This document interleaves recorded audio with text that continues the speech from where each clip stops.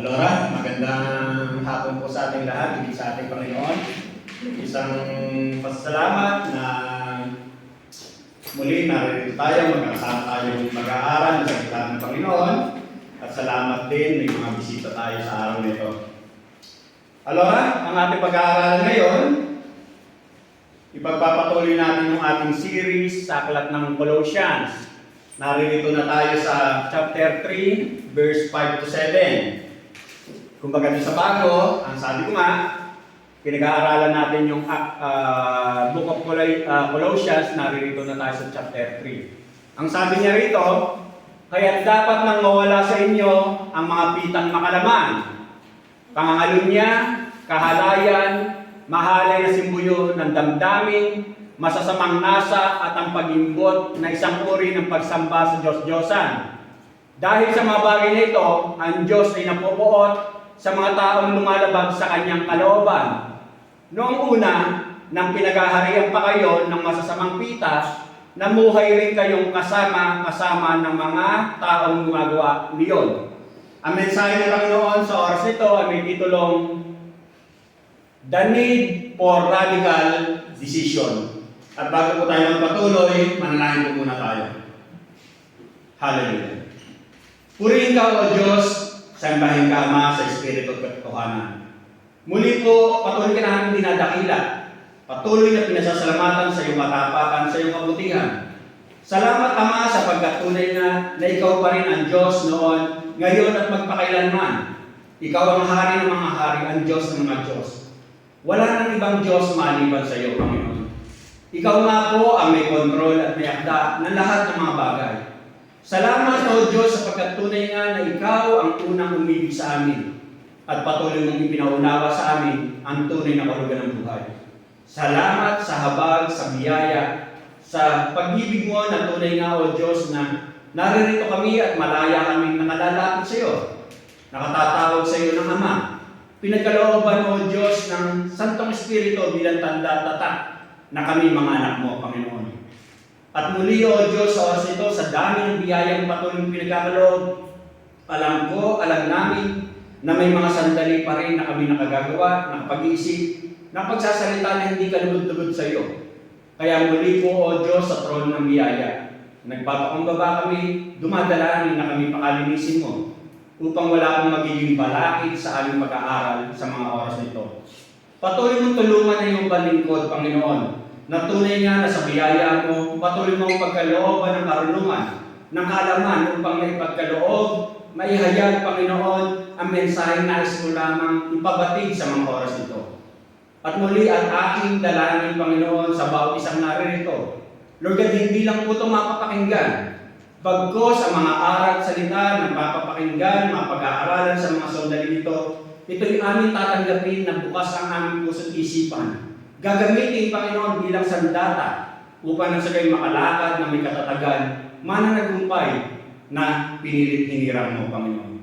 Salamat po sa ilang pong pinamatas na pupuri, parangalang pagsamba sa tayong pangalan lamang ng iyong anak si Jesus na iyong Panginoon at sa amin yung tagapagligtas. Amen.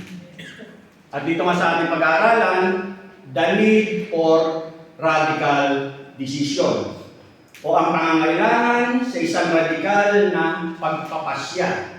Pag sinabi mong radikal, kumbaga ang sabi nga niya rito, radical advocating thorough or complete political or social reform, representing or supporting an extreme section of a political party. O yung sinasabi rin dyan na pertaining to the root, proceeding directly from the root. Ibig sabihin, pag sinabi mong radikal, kumbaga alamin kung ano yung talagang pinagmumulan. Kumbaga yung pangangailangan na mas maintindihan natin kung ano yung talagang pinagmumulan. At ito ay dapat nating desisyonan para makalakad tayo ng may katatagan sa ating buhay pananampalataya. Sa ating pag-aaralan, mayroon tayong 4 na titingnan. Unang punto na pinapaalala sa atin, ang sabi nga niya rito, the command, yung radical decision to separate from sin. Ang sabi rin sa verse 5 ng ating text, ang sabi nga niya rito, kaya't dapat nang mawala sa inyo ang mga pitang makalaman.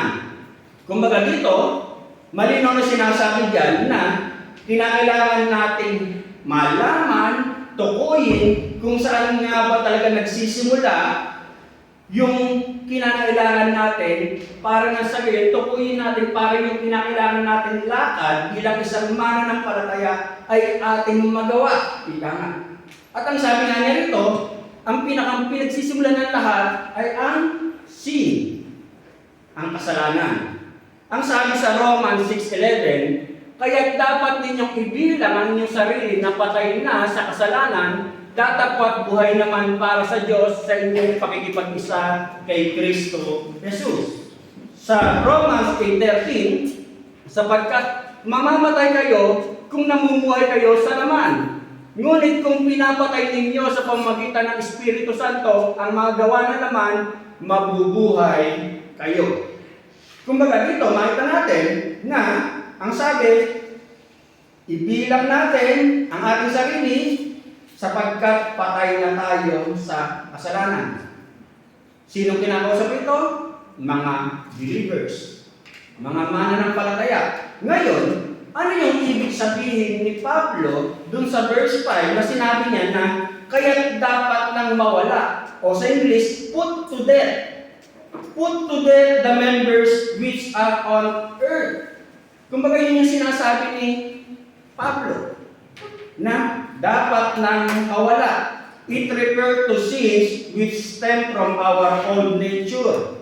Kumbaga may kinalaman yung pinapaalala ni Pablo na dapat natin supilin, patayin, itigil, basta na yung mga bagay na may kinalaman sa ating old nature, sinful nature, ang kasalanan, ika nga, na kung saan ay naririyan pa rin sa ating katawan. Ang sabi nga niya rito, kumbaga, this is a radical terminology. Kumbaga, ang sabi nga niya rito, pwede namang sabihin ni Pablo na control your sexual impulses. Tigilin. Pwede niyang sabihin. Pero ang sinabi ni Pablo, kumbaga, put to death. Dapat nang mawala. Kumbaga, direkta. Kumbaga, radikal. Shocking, nakakagulat. Direkta. Put to death, hindi niya sinabing kontrolin niyo yung sexual desire ninyo. Hindi. Ang sabi ni Pablo, put to death. Kailangan nang mawala. At dito, sinasabi nga na dapat itigil na, patayin na, basta na, ika nga. At ang sabi nga niya rito, kumbaga, dapat nang mawala, put to death, pinapaunawa ni Pablo sa mga Kristiyano. At ngayon, kung titingnan natin to, hindi to madali. Kasi nga, nandiyan dyan yung sinful nature. Nandiyan dyan yung flesh. Nandiyan dyan yung laman. Hindi siya basta-basta. Kumbaga, ang pinapaalala sa atin, kumbaga, pinapaalala, basta na, red flag na, itigil mo na yan. Ipinapaalala. Kaya nga sabi nga niya rito, ang sabi ni Pablo rito, Paul here is using this radical terminology to say, lay hold of your sinful nature, wrestle it down, and nail it to the cross. Ibig sabihin, paglabanan mo, makipagtunggali ka. Paglabanan mo, makipagtunggali ka, at ipako mo siya doon sa cross ng ating Panginoon sa Kristo. Ibig sabihin, meron kang gagawin para mapagtagumpayan ito. At dito, ang sabi nga niya rito, the Lord Jesus used similar radical terminology in the context of talking about the sin of mental lust. Sa isip pa lang, kumbaga, nagkakasala ka na. Mental lust. Ang sabi nga doon sa Matthew 5, 29-30, kung ang mata mo ang siyang nagiging sanhi ng iyong pagkakasala, dugutin mo at itapon, sapagkat mabuti pang mawalan ka ng isang bahagi ng katawan kaysa buo ang iyong katawang itapon sa impyerno. Kung ang iyong kamay ang siyang nagiging sanhi ng iyong pagkakasala, putulin mo at itapon.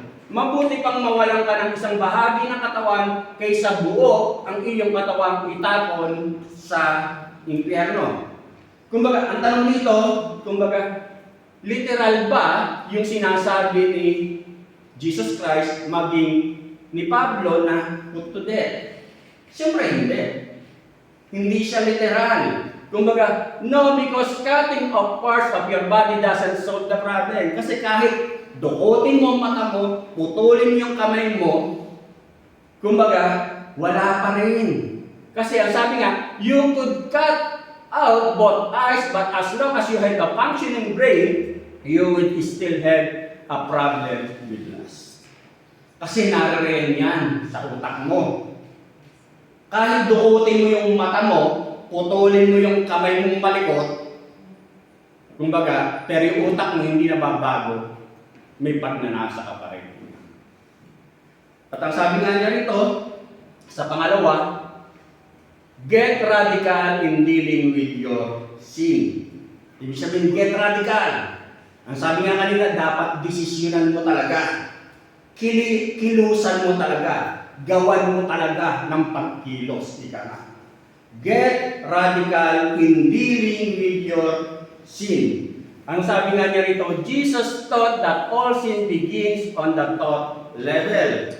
Kumbaga, pinaliwanag ni Jesus Christ na ang kasalanan nagsisimula sa isip. Ang sabi nga doon sa Mark 7:20-23, nagpatuloy siya ng pagsasalita. Ang lumalabas mula sa tao ang nagpaparumi sa kanya sa mata ng Diyos. Sapagkat sa loob, sa puso ng tao, nagmumula ang masasamang isipang nag-uudyok sa kanya na makiapid, magnakaw at pumatay. Nagmumula sa puso, sa isip. Kung ano yung mga kasalanan na para bang nag-uudyok sa iyo. Mga lunya, magimbot at gumawa ng lahat ng kabuktutan tulad ng pandaraya, kahalayan, pagkaingkit, paninirang puri, kapalaluan at kahangalan. Ang lahat ng ito'y nanggagaling sa puso ng tao at siyang nagpaparumi sa kanya. Kumbaga, nagsisimula yan sa isipan, sa puso, sa isipan, kung bakit ka nagkakagawa ng mga kasalanan. Katulad halimbawa, kung yung mga nakapapasok o nagkakasala ng adultery, yung pangangalunya, ika. Kumbaga, sinasabi nga na ang isang taong pumasok sa pangangalunya, ika, imposible na hindi muna pumasok sa isipan niya kung ano magiging pros and cons ng pangangalunya. Pumasok niya sa isip niya. Yun nga lang, kung nakapatol ka sa pangangalunya, nakapasok ka, ibig sabihin, mali yung naging responde mo sa pangangalunya. Kaya ka, nangalunya. Pero pumasok yan. Ang sinunod mo lang ay yung flesh, yung lust. Kaya ka, nakapasok sa pangangalunya. Ganon ang sinasabi. Kumbaga, pero kung nung pumasok sa isip mo na, oy, may tukso ng pangangalunya, pero mas nakapag-isip ka na hindi ito tama. Kasalanan to sa Diyos. Medyo magpapausa ka. Hindi mo ito tuloy. Kasi matatakot ka. Magkakasala ka sa asawa mo. Magkakasala ka sa Diyos. Kung bakit pumapasok ka sa isip, depende kung ano ang responde mo. Kaya ang sabi ni Jesus, kung ang mata mo ang siyang nagiging sanhi ng iyong pagkakasala, dukutin mo at itapon. Kung iyong kamay ang siyang nagiging sanhi ng iyong pagkakasala, putulin mo at itapon. Kumbaga, ang pinaunawa niya rito, by tearing out my eye and cutting out of my hand, Jesus meant that I must take radical action to kill my sin on the thought level. Kumbaga kapag yung alam mo ng mali, kasalanan, pumasok na sa isip mo, kumbaga, putulin mo na agad. Patayin mo na agad. Huwag mo nang i-entertain. Yun yung sinasabi niya rito. At ang sabi nga niya rito na,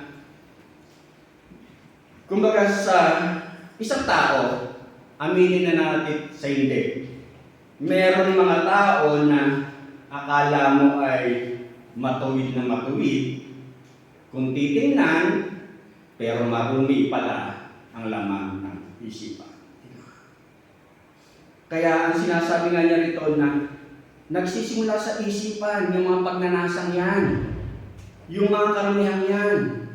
At kung makikita natin na, kumbaga, susupilin natin, papatayin natin yung mga pagnanasang yan, kumbaga magiging radikal para na sa kayo, huwag ka nang magkasala.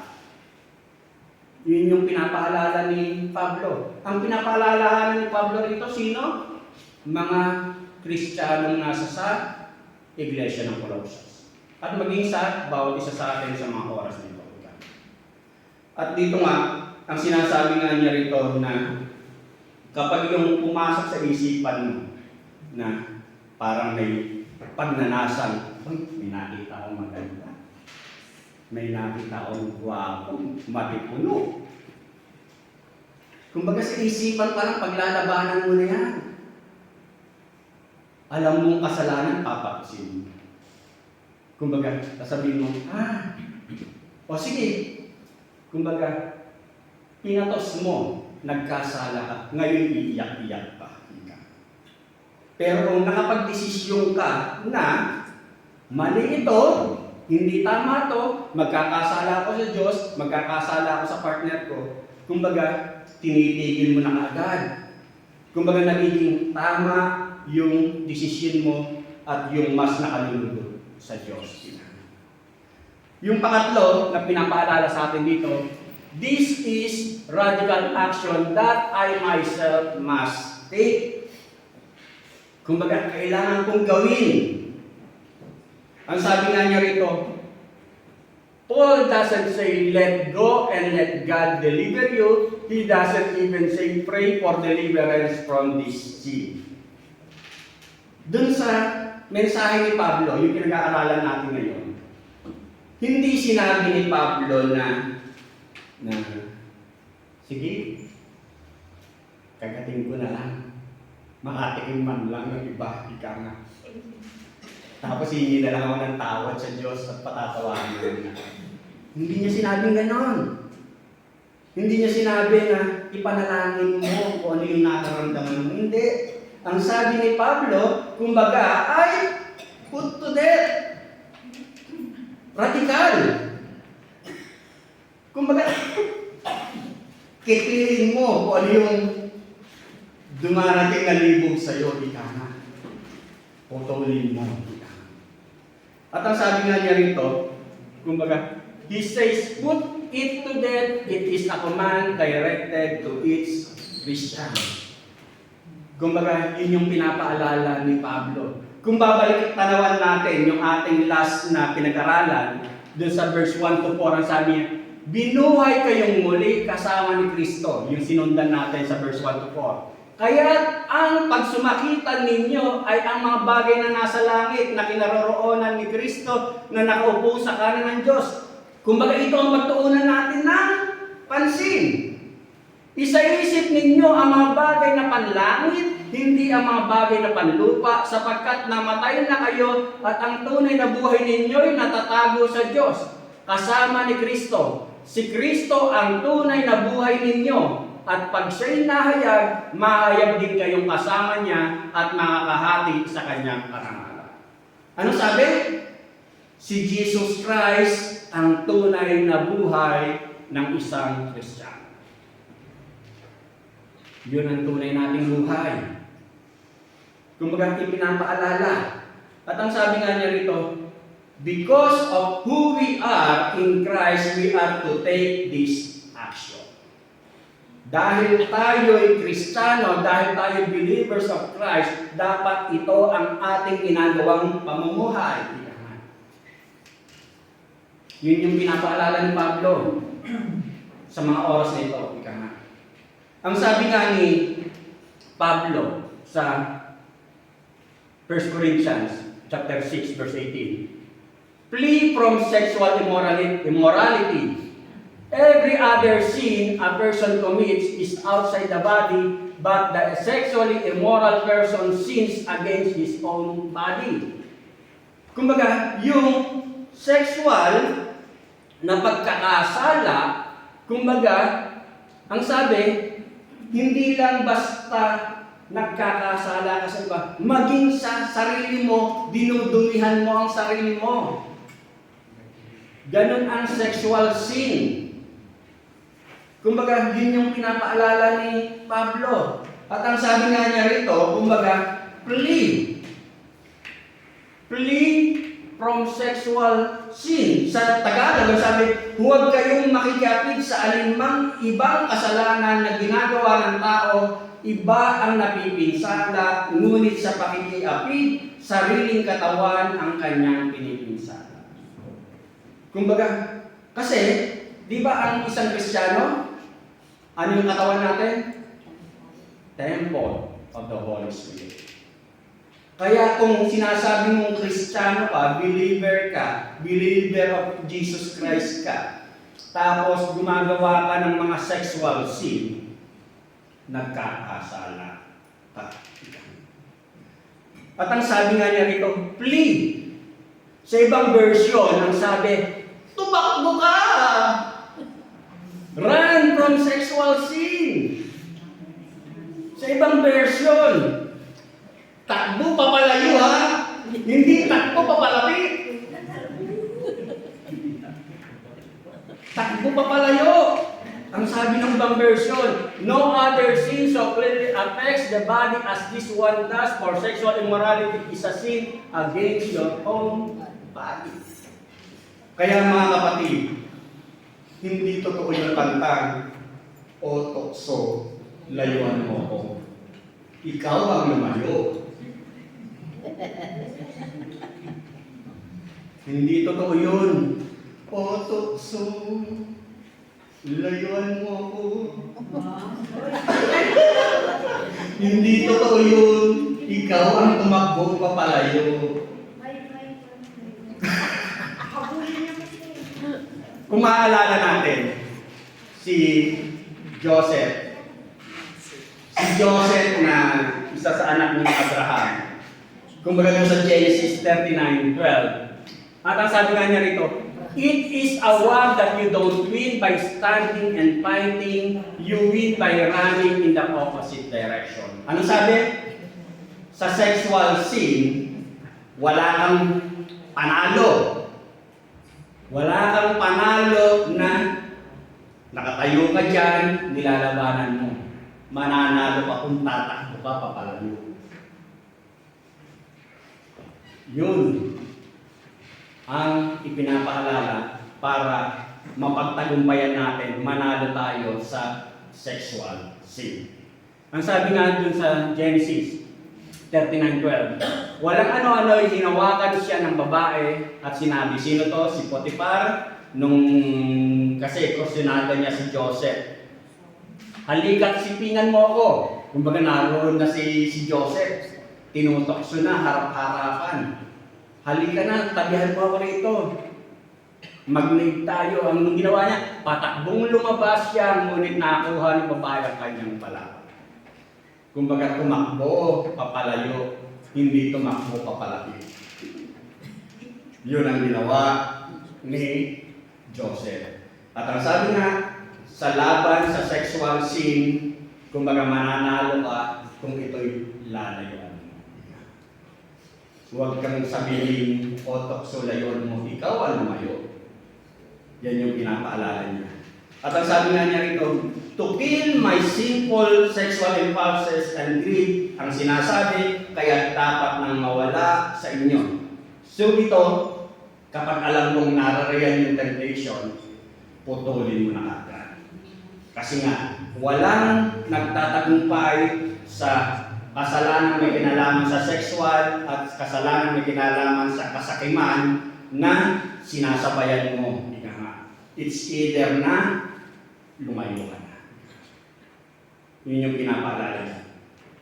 At ang sabi nga na totoong hindi madali. Kasi kapag nandyan na, nakita mo, wapo, nakita mo, ganda. Uy, mahirap yun. Kaya nga, ang gawin mo, lumayo ka na. Huwag mo nang titigan.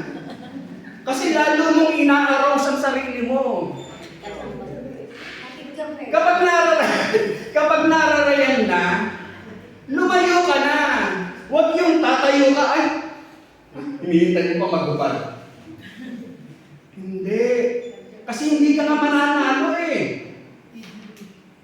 Kumbaga, ang sinasabi dyan, walang nagtatagumpay laban sa ganitong uri ng tukso na hindi ka lalalo. Ang the best, para mapagtagumpayan mo, subito, basta, tigil, hindi pwede to. Hindi madali, pero by the grace of God, magagawa. Yun yung sinasabi. Ang sabi nga, we can do it by the grace of God. Ang sabi nga niya rito sa Titus 2:11-12, for the grace of God that brings salvation has appeared to all men, it teaches us to say no to ungodliness and worldly passions and to live self-controlled, upright, and godly lives in this present age. Kumbaga, sinong susundin mo? Yung flesh, yung sinful nature, o yung Holy Spirit na nasa isang mananampalataya? Pangalawa, na pinapaalala sa atin, the subject of the command. Kumbaga, kasi nga, yun yung utos na sinasabi, lumayo sa lahat ng mga uri ng sexual na kasalanan, lumayo sa mga kasalanan. Ngayon ang subject, all sexual immorality and greed.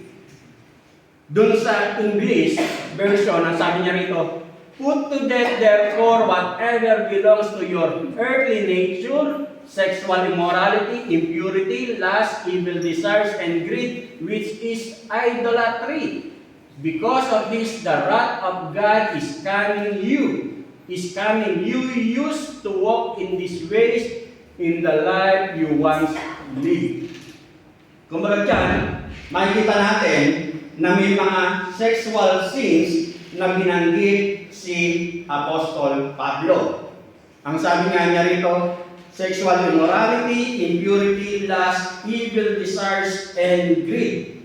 Pag sinabi mong immorality, ang sabi niya rito, immorality translates the Greek word porneia, a broad term for any sexual activity outside of heterosexual marriage.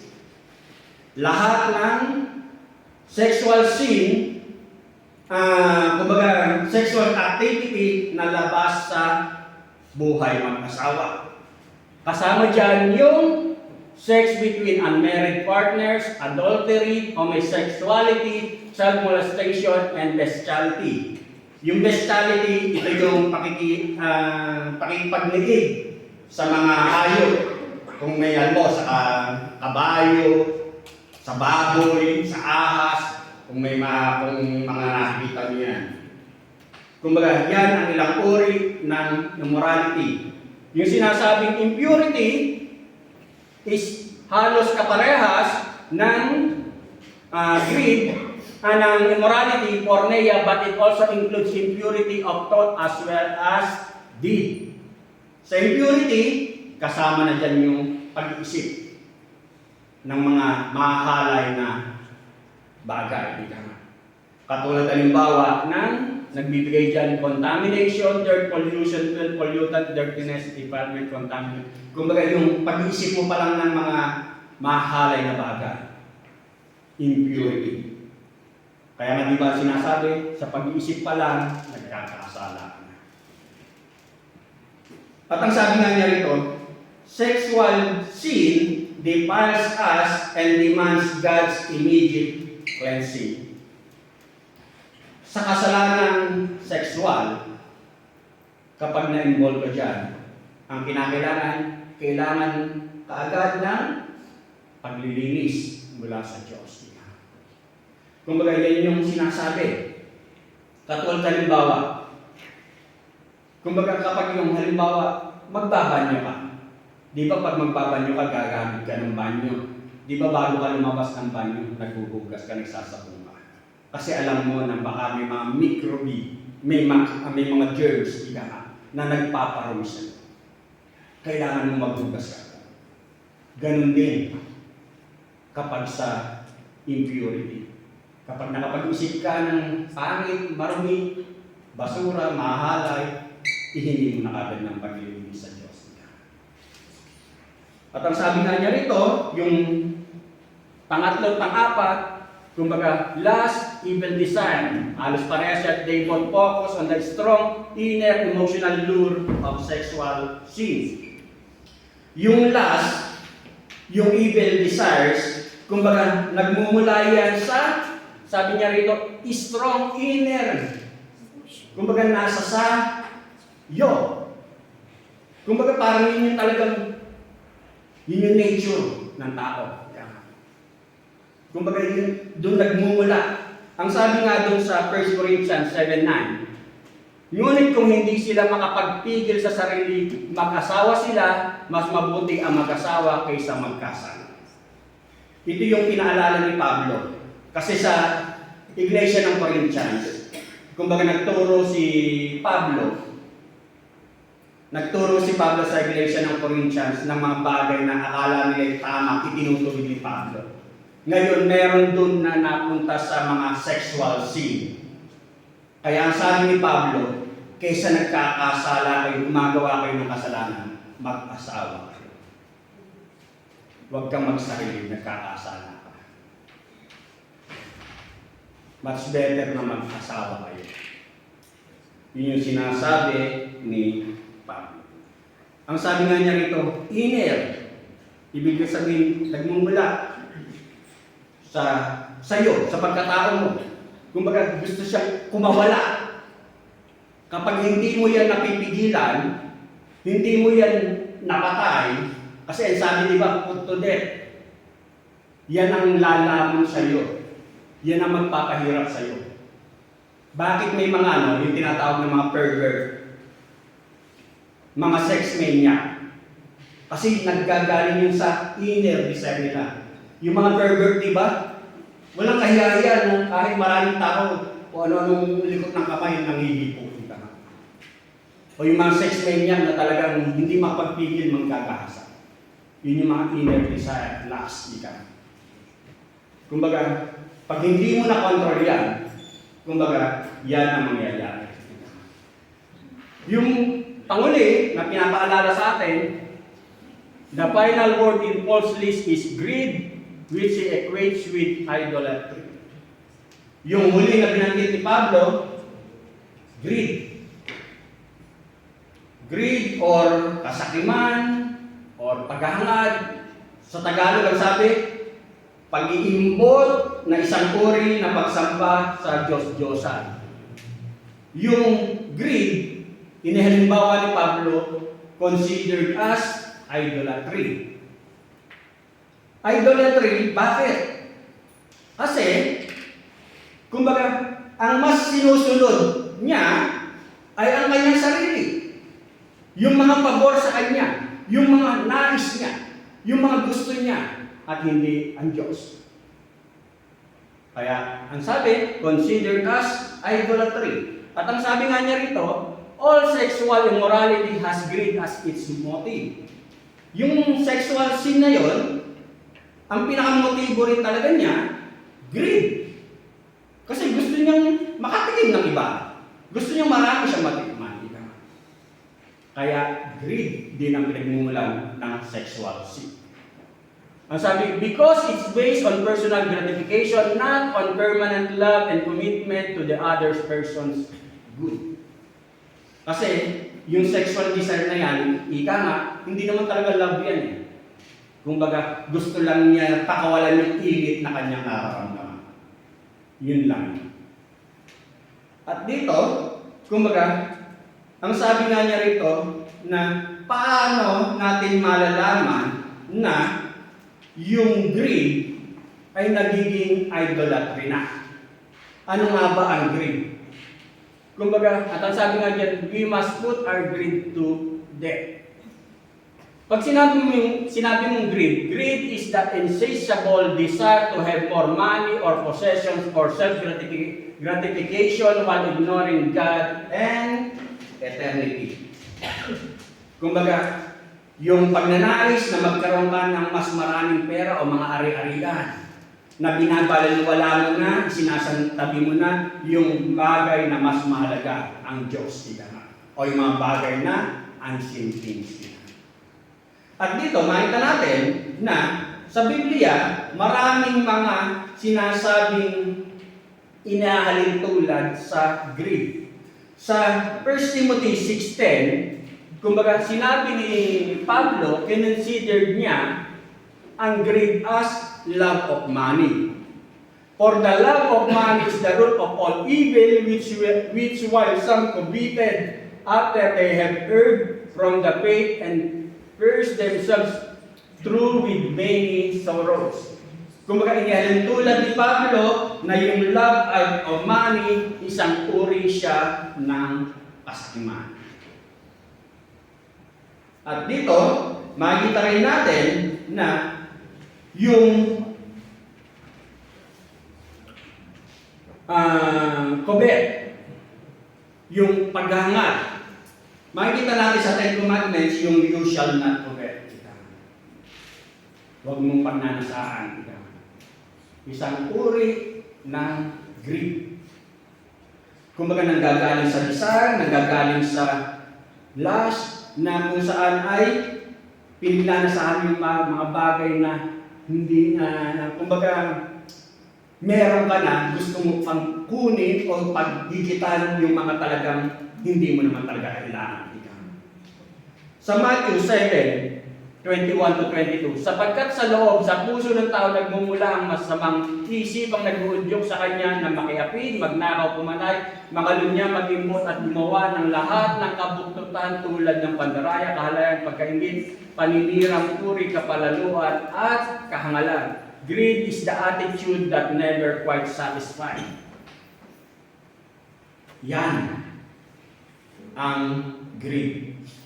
Yung hindi siya marunong makontento. Kumbaga, makikita natin na dito sa naalala ko nga, katulad sa pag-exchange gift. Ano ba ang essence talaga ng exchange gift? Palitan ng regalo. Yung essence na magbubukas ka ng regalo, masosorpresa ka sa matatanggap mong regalo. Kaso, dahil sa gusto mong ma-satisfy ang sarili mo, gusto mong mas higit na, mas deserve ako na ito ang dapat para sa akin, sasabihin mo na ngayon kung ano yung gusto mong matanggap. Wala na yung surprise na magbubukas ako ng regalo.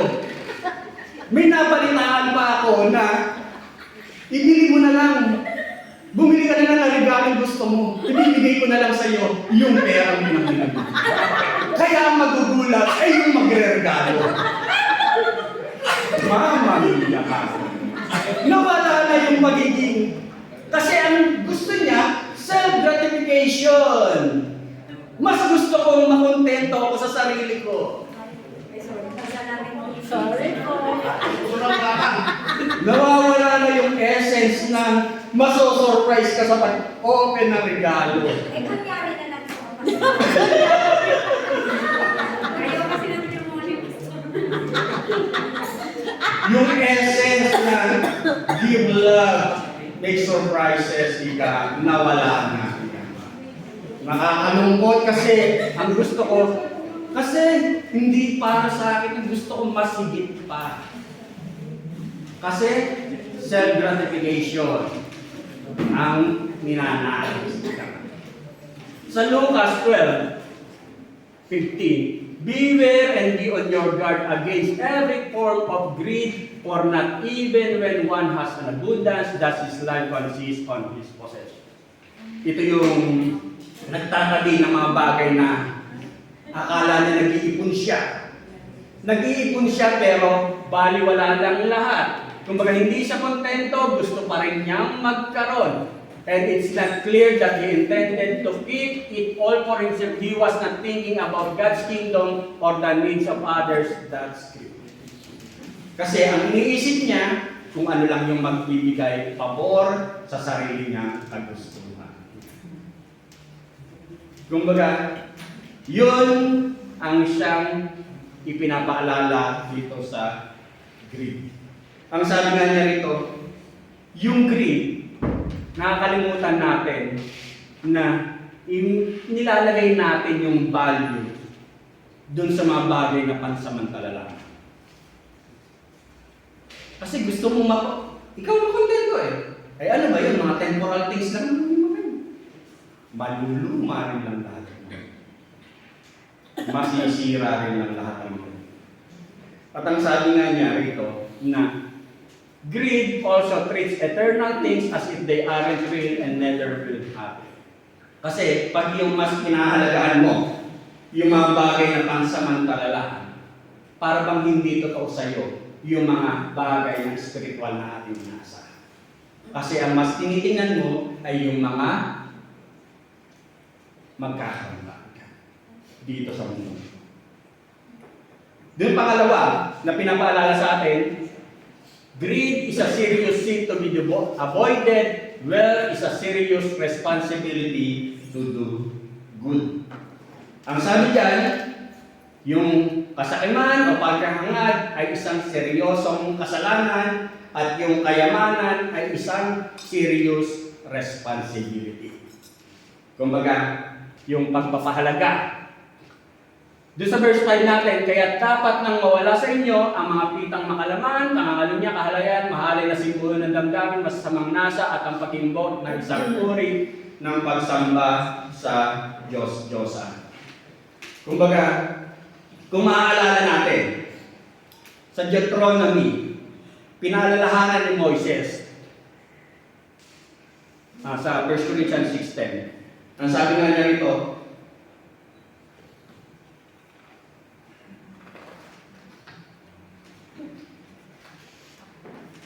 sa 1 Corinthians 6:10, ang sabi niya rito, hindi ba ninyo alam na ang mga makasalanan ay walang bahagi sa kaharian ng Diyos? Huwag ninyong dayain ang inyong sarili.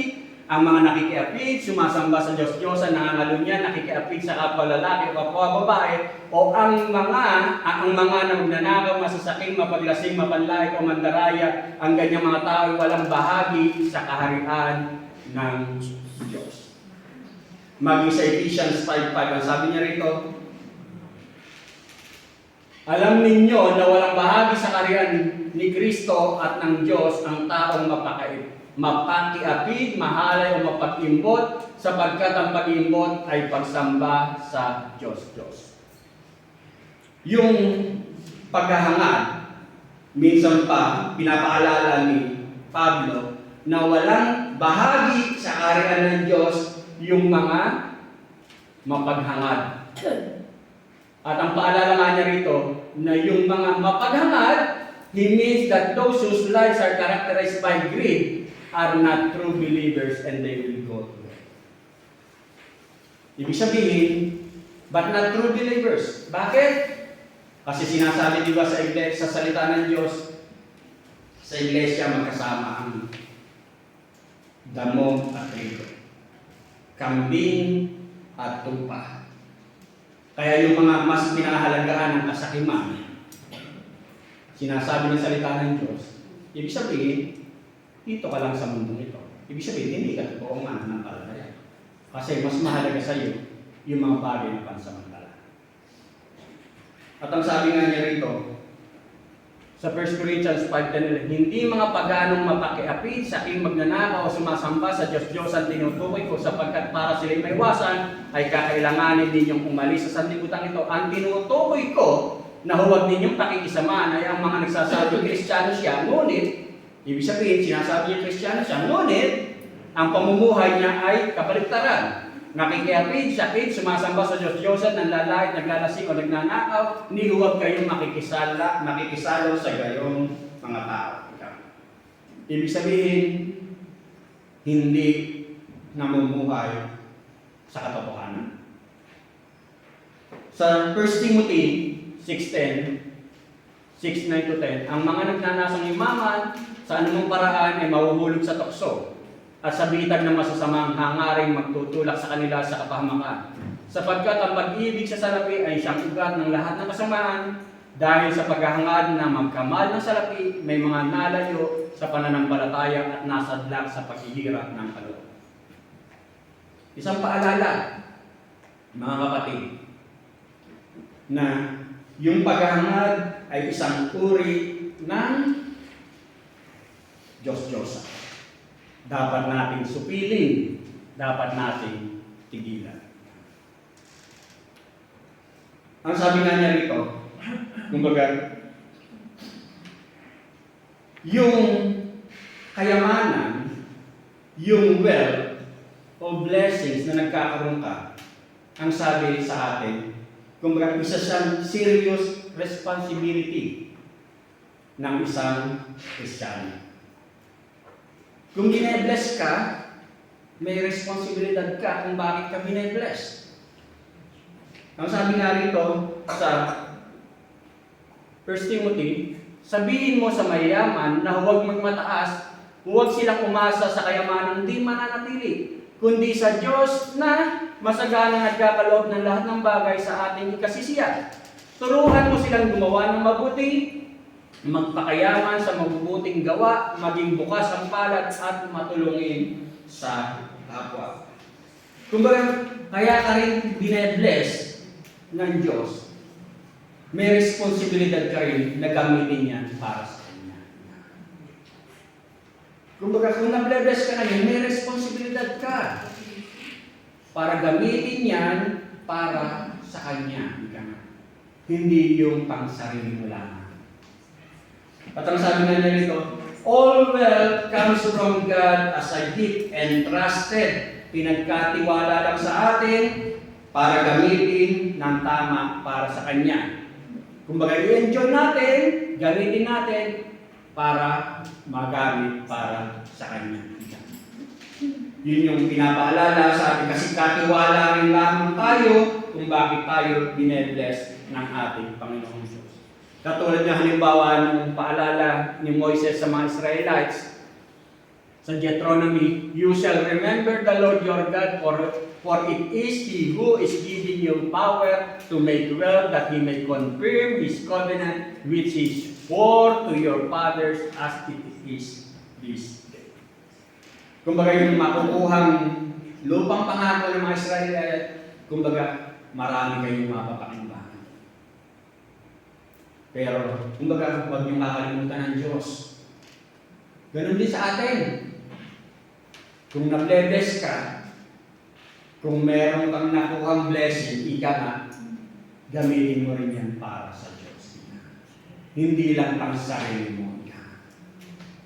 At dito, ang sabi nga niya dito, selfish living without regard for God's purposes were in danger of spiritual ruin.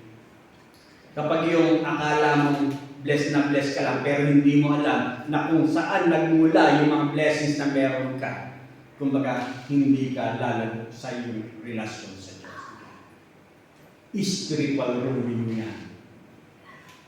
Kaya, sa mga oras na para bang na-bless ka, o ngayon, halimbawa, suriin mo yung sarili. Tanungin mo yung sarili na bakit ba kailangan ko pang mas maghangad ng trabaho, mayroon naman akong trabaho. Bakit ba yung mga nakukuha kong pagpapala, sino ba talaga ang tunay na nagmamay-ari? Katiwala lang ako ng mga blessings na pinagkakalob ng Diyos para sa akin. Bakit ako may lakas, meron akong lakas ng katawan? Saan ba talaga nagmumula ang lahat ng ito? Para lang ba mabili ko yung mga sale ngayong December? Ngayong January darating? O meron ka rin bang pinaglalaan para sa gawain, para sa Panginoon? o pang sarili mo lang ang iniisip mo? Kaya nga sabi nga niya rito, we must radically separate ourselves from all kinds of greed beginning on the thought level. Anumang uri ng kasakiman, anumang uri ng pagkahangad, sa isip pa lamang, burahin mo na linisin yung nakita. Kumbaga yan yung pinapaalala sa atin. At dito, kumbaga, yung makita mo na katulad halimbawa nung na-testimony ni Seiya. Kasi napuna ko kasi sabi ko, ba't parang napakatulong ko ata yung Seiya na ako. Kaya sinet namin si Seiya na ko sabi. May problema ka ba? May problema ka ba? Hindi pa nagsasalita, umiyak na. Hindi nga raw niya maintindihan sa sarili. Kasi kung minsan hindi mo dumadating sa punto na para bang nag-drag-dry ka, naseseka ka, hindi mo talaga alam kung ano bang gusto. Pero yung katotohanan na, katulad ng evidence na inawit niya, na kapag nakita mo may Kristo ka sa puso, yun yung ebidensya na meron pa rin lahat. Ganon din. Kapag na-realize mo sa sarili mo na meron kang Kristo, may Diyos ka, kung makakontento ka sa mga bagay na akala mo'y salat ka. Ganon. Kapag nalaman mo na may Kristo ka, alam mo yung tunay na purpose ng buhay mo, nakatiwala lang tayo ng mga blessings na pinagkakaroon sa atin. Kumbaga, makakontento ka. Yun yung pinapaalala sa akin. Ang sabi nga, dun sa Matthew 13, the kingdom of heaven is like a treasure that a man discovered hidden in a field. In his excitement, he hid it again and sold everything he owned to get enough money to buy the field. Again, the kingdom of heaven is like a merchant on the lookout for choice. First, when he discovered a pearl of great value, he sold everything he owned and bought it. Ano yung tinuturo rito ng ating Panginoon sa Kristo? Ang kaharian ng Diyos. Itong mga taong to na sinabi rito sa talinghaga, ibinenta nila lahat ng mga material wealth nila. Mas sigit lang nilang makamtan ang kaharian ng Diyos. Yun ang pinapaalala sa atin. Kaya sa buhay natin mga mananampalataya, mas naisin natin ang pagtungkukan natin ay yung mga bagay na spiritual. Sabi nga, but store up for yourselves treasures in heaven where moth and rust do not destroy and where thieves do not break in and steal. For where your treasure is, there your heart will be also. Kasi kung nasa saan talaga ang kayamanan mo, doon pupunta yung puso mo eh. Ganun yun. Kaya ka naghahangad, hindi ka makontento, kasi nandito talaga yung puso mo eh. Pero kung nasa sa Diyos ang puso mo, matututo kang makontento. At maalam mo na pansamantala lang lahat ng mga bagay dito sa mundo. Kaya nga, ang sinasabi rito na para huwag kang maging mapaghangad, para matuto kang magpausa, huwag kang maghangad o huwag kang maging sakin sa mga bagay na pang-material, ang pinapaalala sa atin na yung matuto kang magbigay para sa Panginoon. Sa mga bagay na pang-spiritual, ika nga. At ang sabi nga niya rito, kumbaga, mag-info ka sa mga bagay para sa Panginoon na alam mong may point sa eternal. Hindi pang samantala lamang. At yung matuto kang magtiwala na yung mga binibigay mo para sa Panginoon, kumbaga, ibinibigay mo, pinagkakatiwa. Sa Kanya nagmula lahat ng meron ka eh. Yun ang magiging susi sa iyo para huwag kang maging mapaghangad. Kasi ipinagkakatiwala mo lahat sa Diyos. Kasi sa Kanya rin nagmumula lahat. Katulad, ano bang meron tayo, mga Christians? Kaligtasan. Kung hindi binigay si Jesus Christ sa atin, kung hindi nagkatawang tao ang ating Panginoon sa Kristo, alam ba natin ang tunay na kahulugan ng buhay? Hindi. Hindi natin alam. Akala natin nagpapakasasa tayo rito sa mundong ito. lahat ito mawawala rin ng lahat. Kaya yung pinapaalala sa atin, pangatlo, sabi nga niya rito, the consequence if the command is disregarded, God's wrath. Kung hindi natin papansinin, babaliwain natin yung paalala ng Diyos. Ang sabi doon sa verse 6 ng ating pinag-aaralan, dahil sa mga bagay na ito, ang Diyos ay napupuot sa mga taong lumalabag sa kanyang kalooban. Jesus spoke frequently about hell and judgment. Kapag God's wrath, kapag judgment, ayaw natin pag-usapan. Lagi natin gustong pag-usapan God's wrath. Pero malinaw na sinasabi ng salita ng Diyos, may impyerno, may pag-uusap. Ang sabi nga, kumbaga, ang impyerno, kumbaga darkness, weeping and gnashing, sa Mark 25:30, lugar ng torment and agony, walang katapusang paghihirap. Sinasabi diyan, apoy na hindi tumitigil sa Mark 9:48. Ang gusto lang natin pakinggan yung God's love. Pero malinaw na sinasabi ng salita ng Diyos, merong buot ang Diyos. At yun yung pinapaalala ni Pablo sa mga bagay na binabaliwala ang paalala nito. Ang sabi nga niya rito, hindi pwedeng sinasabi, you cannot say that you follow Jesus and yet reject His teaching about hell. Hindi pwedeng sinasabi, mahal ko ang ating Panginoon sa Kristo, pero hindi mo pinaniniwalaan yung mga aral tungkol sa kahihinatnan ng puot niya sa mga hindi mananampalataya. Kaya yun yung paalala sa atin. Pang-apat, kaya huwag mong hayaan na malin lang sa mga bagay na yan. The hope behind the command, God can deliver those enslaved to lust and greed. Yan ang isang kagandahan. Doon sa verse 7. Noong una, nang pinag-aharian pa kayo ng masasamang pita, namuhay rin kayong kasama ng mga taong gumagawa niyon. And in them you also once walked, you were living in them. Ibig sabihin, tapos na. Nilakaran na. Kasi ang sinong kinakausap rito ni Pablo? Kumbaga, yung mga Kristiyano sa Colossians. But rather the total way of life for many these new believers. Kumbaga, pinanggalingan na, pero tapos na, pinagdaanan na. Kaya mong mapagtagumpayan. Sa 1 Corinthians 6:11, ang sabi nga niya rito, ganyan ang ilan sa inyo noon, subalit kayo'y nilinis na sa inyong mga kasalanan at itinalaga na kayo sa Diyos. Kayo'y pinawalang sala na sa pangalan ng Panginoong Hesukristo at ng Espiritu ng Diyos. Kung tunay mong tinanggap si Jesus Christ bilang personal Lord and Savior, nilinis ka na.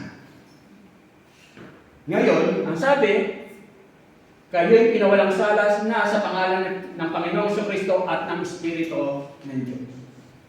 Kaya nasa sa atin na ang Santong Espiritu. Ibig sabihin, kaya mong mapagtagumpayan niya. No matter kung gaano man kasama, no matter how enslaved to sexual immorality, greed, or any other sin you may be, there is hope if you will come to the cross of Jesus Christ.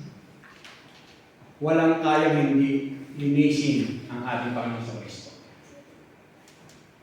Tayo niyang linisin. Kung lalapit lang tayo sa Kanya, hihingi natin ang tawad yung ating mga pagkakasala. Kaya dito, God's wrath and love met at the cross. Ang sabi nga ni Pablo sa 1 Timothy 1:15, narito ang isang katotohanan dapat tanggapin paniwalaan ng lahat. Si Kristo Jesus ay naparito sa sanlibutan upang iligtas ang mga makasalanan at ako ang pinakamasama sa lahat. Maging si Pablo, alam natin na kumbaga hindi siya, kumbaga naging persecutor din siya. Hindi rin naging maganda ang kanyang buhay kung hindi pa siya mananampalataya. Pero siya'y ginamit ng ating Panginoong Jesucristo. Ang kailangan lang, kumbaga, patuloy tayong lumakad ating buhay pananampalataya. At kung hindi pa natin tinatanggap ang ating Panginoong Kristo bilang personal Lord and Savior, ang sabi nga niya rito, you need to make the radical decision to separate yourself from this. Kailangan mong magdesisyon para layuan ang mga kasalanan. No sinner is beyond the reach of God's grace through the cross. Walang imposible sa ating Panginoon sa Kristo. Believe in Jesus and you can be assured of God's complete forgiveness. God is telling you to get rid of all this needless stuff and then to seek to live as simple as possible. At ang sabi, learn to walk in the Spirit so that this fruit of self-control govern your impulses. Rid yourself of all kinds of greed and make a big commitment to give generously to the Lord's work. Trust God and do it in light of new identity Christ. Do it in the power of the Holy Spirit, but do it. Gawin mo, kapatid, yung mga desisyon na lalakad ka sa kalooban ng ating Panginoon Jesus. Manalangin ka. Ama, salamat po o Diyos sa oras nito. Salamat po sa gabay mo, sa patnubay mo, sa pagtuturo mo. Tunay nga o Diyos na sa mga aral na ibinigay Panginoon ni Pablo sa Iglesia ng Colossians hanggang sa panahon na ito o Diyos, ito'y aming napag-aaralan. Nagagamit namin kung paano kami lalakad ng nais sa iyong kalooban, Panginoon. Kaya nga po, dalayan ko na hindi lang po namin ito pinag-aralan. Bagos sa tulang biyaya mo, tunay nga na ito'y aming gamitin. Sapagkat tunay nga na mapagtatagumpayan po namin anuman ang aming mga kailangan. Sapagkat ipinagkaloob mo na sa amin ang Santong Espiritu. Bilang tanda at tatak na kami sa iyo na siyang tutulong sa amin upang kami maging matatag at mananampalataya. Salamat po, Diyos. Dalayan mo po, Diyos, na tunay nga na may sa pumuhay po namin ang lahat ng mga aral sa tulong at biyaya. Ito po, Diyos, ang aking samdalanin na may pasalamat in Jesus' name I pray. Amen. Patuloy po tayo manalangin. Panalangin po natin ang mensahe natin na pag-aaral. Manalangin po tayo.